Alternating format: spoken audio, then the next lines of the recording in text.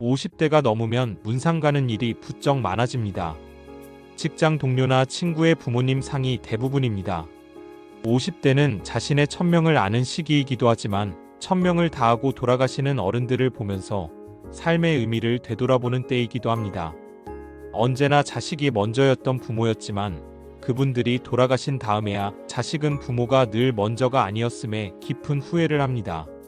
몸 관리가 부실했던 제자 맹무백이 효혜관에 물었을 때 공자의 대답은 매우 감명했습니다. 부모는 오로지 자식이 아프지 않을까만 걱정한다는 것이었습니다. 노나라 대부의 아들이었던 맹무백은 몸이 뚱뚱했다고 합니다. 그러니 공자께서 몸 관리를 잘해야 한다는 것, 효가 그리 멀리 있지 않다는 것을 이른 말입니다. 예나 지금이나 부모의 첫 번째 걱정은 자식 걱정입니다. 자식이 뛰어난 특기를 갖거나 훌륭한 학교에 진학하거나 우등상을 받거나 좋은 기업에 들어가는 것은 모두 그 다음입니다. 아프지 않고 다치지 않고 건강한 몸을 보존하는 것이 부모에게는 첫 번째입니다. 요즘은 너나 할 것 없이 나이 드신 부모를 가까이서 모실 자식이 거의 없습니다. 거동이 불편하거나 병든 부모의 경우 더욱 그렇습니다. 장남, 장녀는 물론 차남, 차녀, 며느리, 사위, 손자, 손녀 그 누구도 선뜻 나서서 병든 부모, 늙은 할머니, 할아버지를 모시겠다고 하지 못하는 것이 현실입니다. 마음이 없어서라기보다 매일매일의 삶이 무겁기 때문입니다. 늙고 병든 부모를 병원에 눕혀놓고 형은 동생을, 동생은 형을 바라보면서 서로 핑계만 댑니다. 서로 원망하며 눈치만 봅니다. 병원이나 요양원에서 외롭고 쓸쓸하게 죽음을 맞이해야 하는 것이 일상이 되어갑니다. 부모가 돌아가시면 3일, 심지어 2일 내 정광석화처럼 장례를 치르고 사무제도 마치기 전에 유산 싸움에 돌입합니다. 장남은 장남대로, 장녀는 장녀대로, 동생은 동생대로 그동안의 공적을 내세우며 결국에는 법적 잣대까지 들며 소리칩니다. 부모와 이별한 슬픔이 채 가시기도 전에 형제자매들과의 이별 아닌 이별이 시작됩니다. 남보다 더한 깊은 애증의 상처가 터진 후에야 잠잠해집니다. 부모도 잃고 형제도 잃으며 그렇게 50대가 넘어갑니다. 적지 않은 50대가 이 슬픈 고통의 터널을 통과하고 있습니다. 내 부모도 마음대로 봉양하지 못하는 현실이 안타깝지만 더 가슴을 아프게 하는 것은 그 현실을 그냥 받아들인다는 사실입니다. 공자의 제자 자아가 거보라는 지역의 읍제가 되어 정치에 관하여 물었을 때 공자는 정치란 빨리빨리 하는 것만이 능사가 아니며 작은 이익에 눈을 돌려서는 안 된다고 조언했습니다. 그 이유는 아주 명료합니다. 빨리 하려고 하면 목표를 달성하겠지만 원래의 목적을 충분히 달성하지 못하는 경우가 많으며 작은 이익에만 연연하면 큰 일을 달성하기 어려워지기 때문입니다.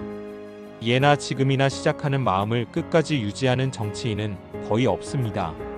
처음에는 어떤 어려운 일도 다 해결해 줄 수 있는 것처럼 호언장담하지만 용두사미로 끝나는 경우가 많습니다. 조직의 리더들도 비슷합니다.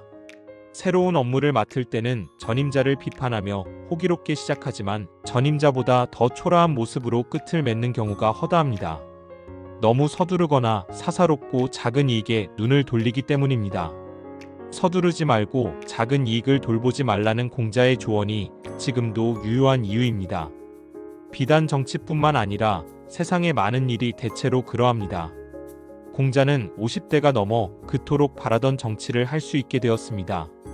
처음에는 중도제라는 작은 읍의 읍제가 되었고 이후 대사구로 발탁되어 능력을 발휘하기 시작했습니다. 정치로 노나라를 바꿀 수 있다고 생각했고 자신의 천명으로 받아들인 것입니다. 그래서 70세가 되어 그간의 삶을 회고하며 50대를 지천명이라 한 것입니다. 쉼없이 달리면 먼저 도착할 줄 알았습니다. 조금만 더 여유가 생기면 하고 싶은 것을 할 수 있다는 확신 속에 달리기를 멈출 수 없었습니다. 먼저 도착하면 더 많이 쉴 수 있고 더 즐거운 삶이 기다리고 있는 줄 알았습니다. 그러던 어느 날 50대가 되었습니다.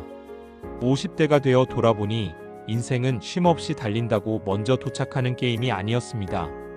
먼저 도착한다고 해서 더 많이 쉴 수 있고 더 많이 즐거운 것도 아니었습니다. 앞만 보고 달렸지만 원하는 방향이 아니라는 것을 알았습니다. 원하는 쪽이 아닌 다른 방향으로 뛰고 있는 자신을 발견했지만 되돌아갈 용기가 나지 않았습니다. 그러던 중 방향이 중요한 게 아니라 빨리 달리는 게 더 중요하다고 생각을 바꿨습니다. 남들처럼 달렸으나 뚜렷한 목표가 있었던 건 아니었습니다. 지난 20년 동안 바다를 마음 편히 바라본 경험도, 새싹 같았던 아이들과 함께 그 은한 풀밭을 한번 자유롭게 뛰어본 경험도 없습니다. 열심히 일하면 다 가능하리라던 그 확고한 신념 때문에 누구보다 아름다웠던 아내의 30대 시간이 아무런 추억도 남기지 못한 채 지워졌습니다. 아이들의 10대가 바람처럼 흔적도 없이 사라졌습니다.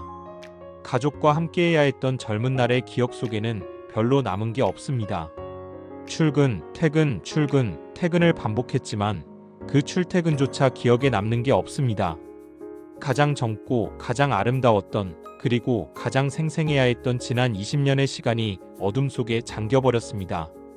피치 못할 일로 1년에 한두 번 낼까 말까 하는 연차 휴가도 자유롭게 사용하지 못한 채 마음 졸이며 20년을 하루처럼 출근했던 이유는 시간과 돈의 자유를 하루라도 빨리 얻기 위한 치열함 때문이었습니다. 옹골차게 돈을 모아 자유롭게 쓸 수 있는 시간을 사겠다는 믿음이 있었기에 가능했습니다.